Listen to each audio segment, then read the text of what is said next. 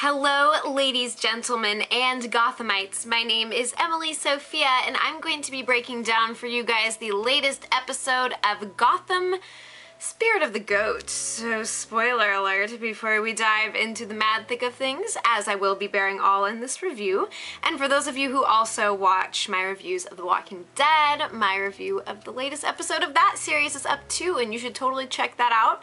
Really fun episode for that series, and a very exciting and diverse episode for this series as well this week. So, without further ado, let us get into this stuff. So, this was such a fascinating episode, and while at times it was frustrating, at the very end everything just came together in this brilliant and bizarre way that is really starting to show that it may in fact be that Gotham is starting to stand up on its own feet. It's getting a sense of style and cohesiveness in terms of its focus. Because what seemed to be a really bizarre kind of case of the week, villain of the week, another strange little concoction to kind of keep Bullock and Gordon busy, actually tied into this huge issue of the corrupt system of Gotham, focusing on the issue of class warfare with the guise of some malevolent spiritual force overtaking these individuals and forcing them to act as... Do you guys remember the whole, like, we are the 99% movement that pretty much swept the nation? So it was basically like these guys were kind of playing the part of the 99%, going after the 1% of Gotham's upper crust, okay?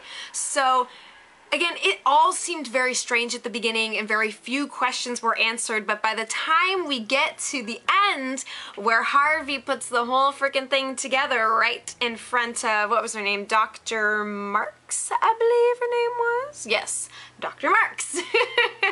He puts it all, and that's really ironic, because you think of Dr. Marx, Karl Marx, one of the founding fathers of of socialism as a theory.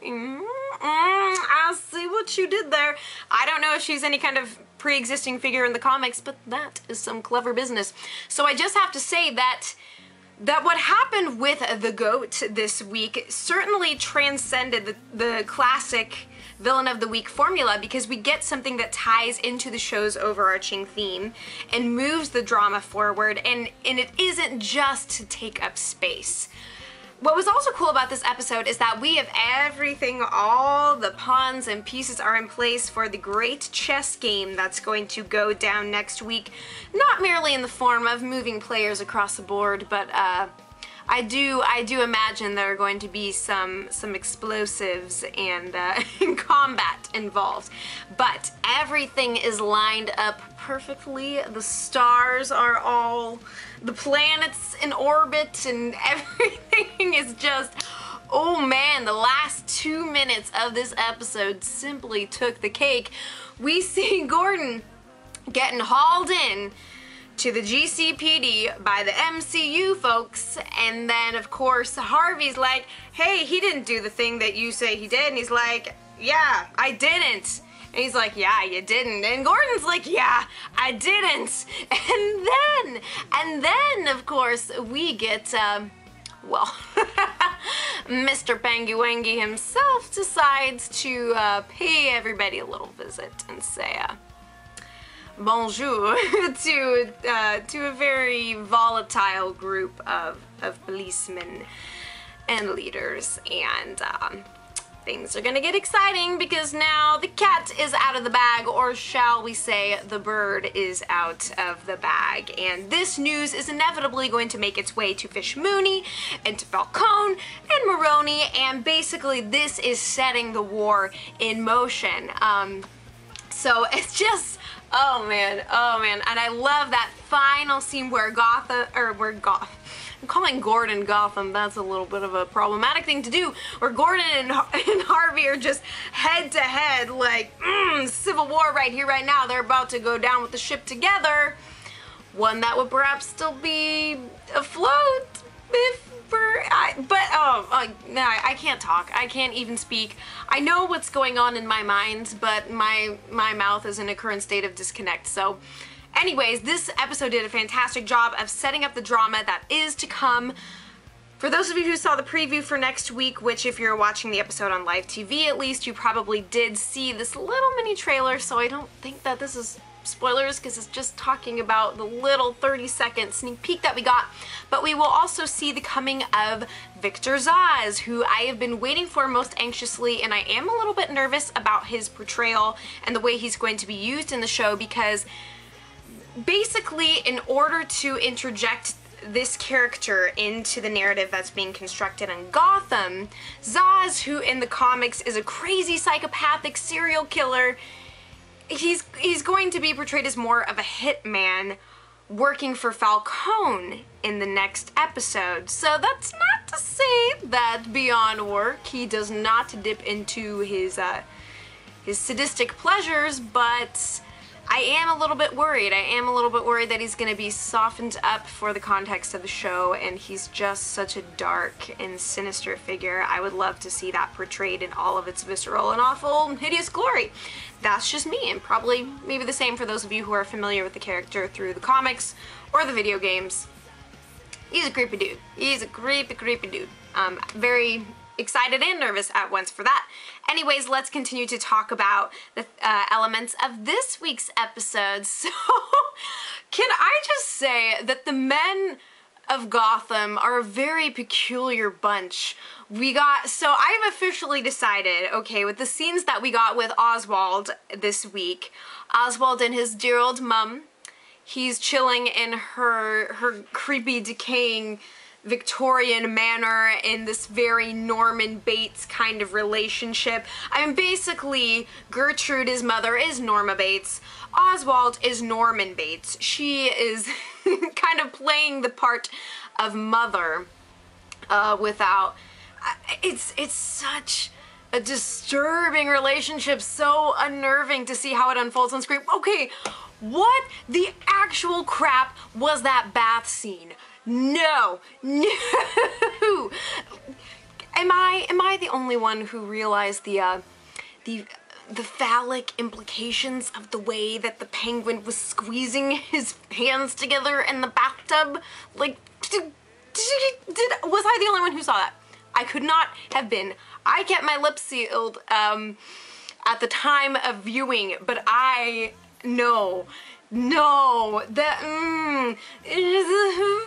I did not want to think about the things beneath the murky bathwater of the Penguin, but now I must. Thank you for that, show people. Thanks, but not at all.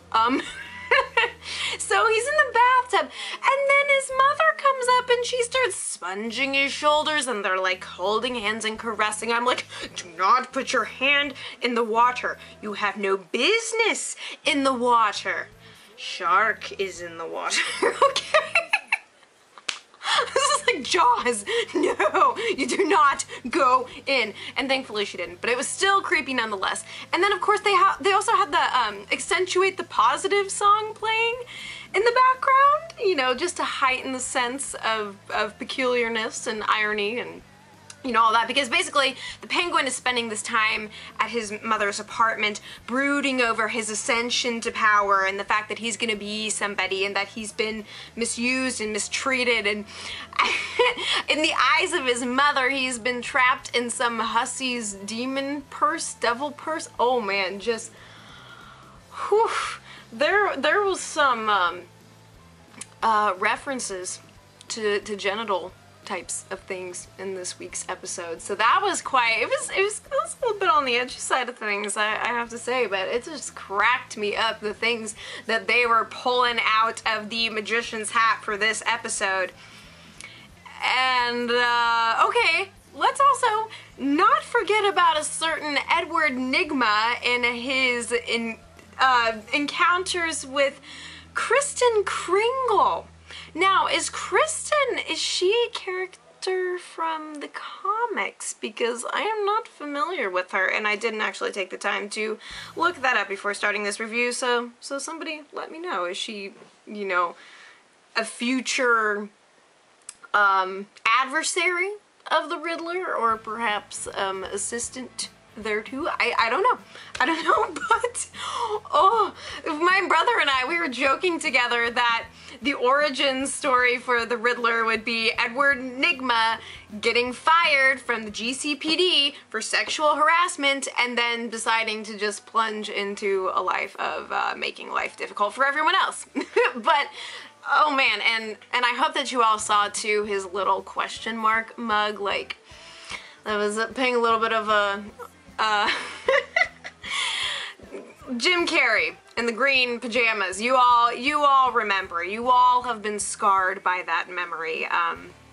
The question mark suit in all its fabulous glory.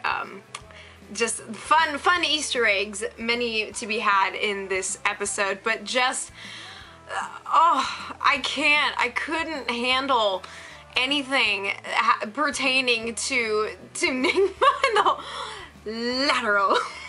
Just, dear Lord, sir, are you aware of yourself? Are you, it's, oh man, the words simply shall not come to me. No, just, I don't understand. I don't understand, but I am both horrified and completely entertained. I am at these writers' mercy right now when it comes to the way that these characters are going down. I don't know. I don't know if his interactions with Kristen Kringle will bear some influence on the future, or if they were just kind of used to demonstrate his peculiarness and his insistence on ordering the world according to his logic scheme. Couldn't tell you, honey. I'm not gonna, I am not stepping into that territory, not yet. There is too much to discuss in the here and now. Oh, okay. There is some serious static going on. And I think it's partly because I'm like infinitely combing my hair as I make these reviews. Oh, I'm making this so bad. I'm making this so hard on myself. Let's continue. Anyways, so we had Barbara back in the episode, and I was still a little bit peeved at her in her initial reunion with Gordon, and saying that she wants half of everything he carries, but really we know that she doesn't just want half. And then later she meets with Montoya, who tells her that Gordon is right to not share all of his knowledge with her because the people that he knows could kill her. And ultimately, her struggle is unfortunately sort of nullified by the fact that ultimately, despite everything that she does to try to feel like she knows things and that she can trust Gordon and protect him, and, you know, her conflicting missions with this guy end up crashing on the shores of Gordon's arrest, and we'll see the fallout and everything that transpires in the future. But I definitely think that Barbara's going to be a huge liability, and now that everything is exposed with Cobblepot, she's inevitably going to become leverage in this giant mob war of which Gordon is very much part. So I was less annoyed with her as the episode went on, and yet, because she's in this place, like what she tells Montoya was kind of contradictory, because she's like, I know that he's trying to protect me, but I need to know, and so she's kind of running around in this frantic circle of trying to respect what Gordon has done and then also protect him, and everything is complicated and messy and doesn't end up working out as hoped. But again, we've got a very exciting week of excitement coming up, and I need to stop using that word and diversify my vocabulary a little bit, so I'm sorry about that, but just I'm stoked. I'm stoked. This is cool and crazy and weird, and I love it.